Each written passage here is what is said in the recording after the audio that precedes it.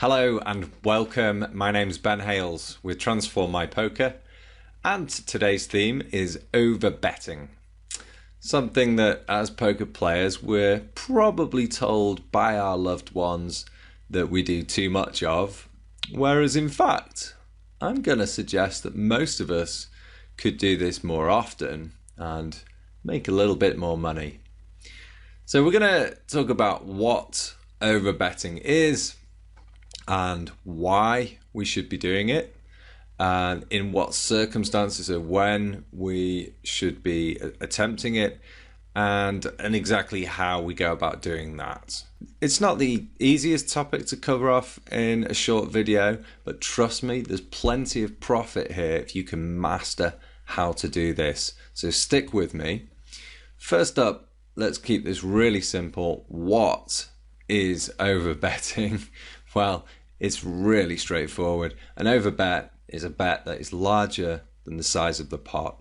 So at any point, if you make a bet that's bigger than the pot size, that's an overbet. It's not a negative term, it's not a positive term, it's just a factual term.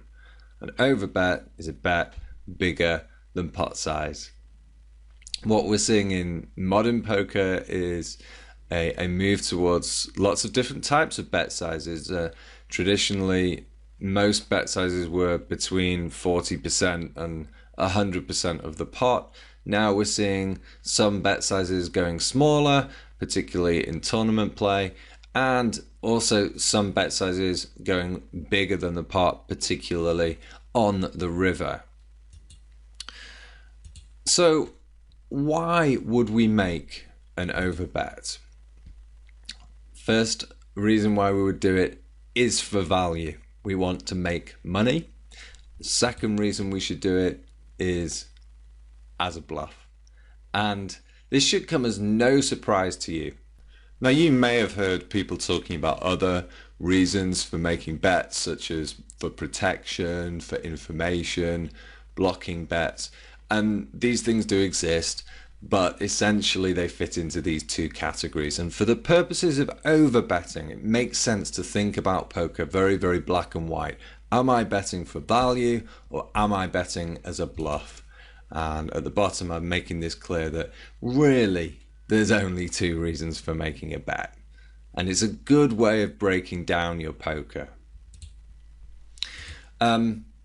Let's think now about value betting. So when are we going to overbet the pot? So ideally what we need is opponents with a capped range and a range of hands where they're likely going to have to call our overbet. Now, what is a capped range exactly? If you think about all the possible hands your opponent could have, but you don't believe, because of the way he's played the hand, you don't believe he's got the top part of that. So maybe you think he's got a maximum a one pair hand. You don't think he's got nothing at all, probably, but you think he's got a certain group of hands and you're better than that. I mean, you might think that he has a maximum of a set, but you're holding a full house or something like that. But you know that his range doesn't go any better than a certain level. So it's got the cap off it. It's been taken off. It's been decapitated. And therefore, you're able to exploit that fact, because you believe your opponent does not have the nuts and is going to have to call and pay you off money. Second thing that's really useful is when your opponent has an inelastic hand range. So what this means is that regardless of how much you bet, so you might bet all in or pot size or half the pot, it doesn't really matter what you bet, your opponent's behavior is going to be the same. He's going to have to call regardless of your sizing. This is more difficult to work out, but in certain spots you can work it out that, my opponent's, he's just going to have to call here. There's no way he can fold, and I could probably get away with betting 3 times the pot. This is where we can make some big money with overbets, and this is where you're missing value, where you're just going for your standard 2/3. You're not thinking about your opponent's range and thinking about what a nasty spot you're going to put him in when you overbet the pot. Okay, this is the money. This is where the money is. Good. The final point here is pot geometry. So sometimes we are going to overbet on the river, for example, simply because, well, that's what we set up. We set up this overbet by getting chips into this point, and now we're going to go twice the pot on the river. We'll go for maximum. There are certain times when we might even be planning an overbet because we believe our opponent is going to pay us off at a certain point in the hand, and we're looking to get all of the chips in. Okay, now let's turn our attention to overbetting as a bluff. When are the conditions going to be good for this, and how do they compare with what we just saw for good conditions for overbetting for value? Well, first up, we're going to be punishing a capped range that likely has to fold. So once again, we believe our opponent has a range which does not have the very best hands in it, but we believe that they're going to have to fold. So maybe we think they've got a middling type of hand, like a one pair hand, and we've arrived here, we've missed our flush draw, we get to the river and we make a huge triple barrel bluff, and our opponent is just not going to be able to call that off with a one pair hand. And we don't believe that our opponent has got a better hand because of the way he's played it. So on both slides we were looking for opponents with capped ranges. This is a similarity in when we're going to be choosing to overbet. Now there's a difference. So when we're bluffing, we're not looking for an inelastic hand range. We're looking for our opponents to have an elastic hand range. So if we bet lots and lots, we believe that they're going to have to fold. If we bet a small amount, we're probably going to have them calling off. So for the bluff to work, we may need to bet more than the pot, whereas if we bet a small amount, they're going to think, I've got the right odds here, I'm going to be able to call. So an elastic hand range is one where they're going to make different actions according to your bet size. This is important if we're going to be overbetting as a bluff. We need to believe that the overbet is necessary in order to attain the fold. Otherwise, we might as well bet small. So we need them to have a capped range. We need them to be likely to fold.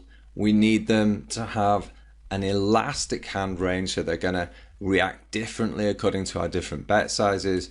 And in addition to those three things, we also need our opponents to be competent, capable of folding. We're bluffing. We're not going to bluff into calling stations. We're bluffing against players we believe are capable of finding a fold. Now, let's think about our range for overbetting.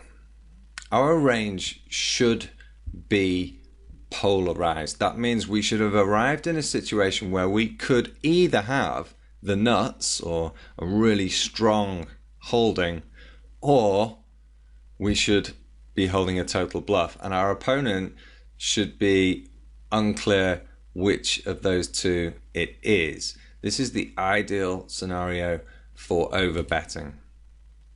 Try and aim to have a decent percentage of bluffs in your range. I'm suggesting a ratio here of 1 in 3. This is of course going to depend on a lot of mathematics, but this is a good general rule of thumb. If you're making a large bet on a river, for example, then yeah, at least 1 in 3 times it would be nice if there was a bluff there. You don't want it to be value all of the time.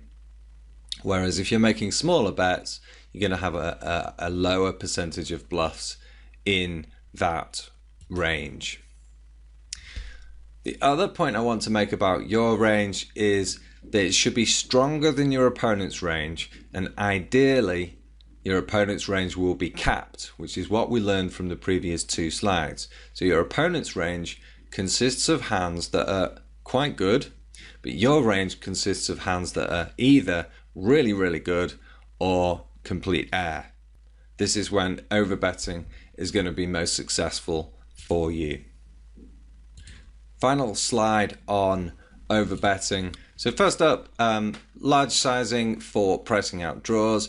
This is useful. Sometimes you want to bet big to get rid of people on drawing hands. This is another reason for overbetting. Weapon to confuse an opponent. Definitely, this can be fantastic for confusing even very good opponents. You make a bet size that they're just not expecting, and it causes them to scratch their head and poses them a more difficult problem than they would otherwise have had. It can really throw a hand into complete disarray, a nicely timed overbet.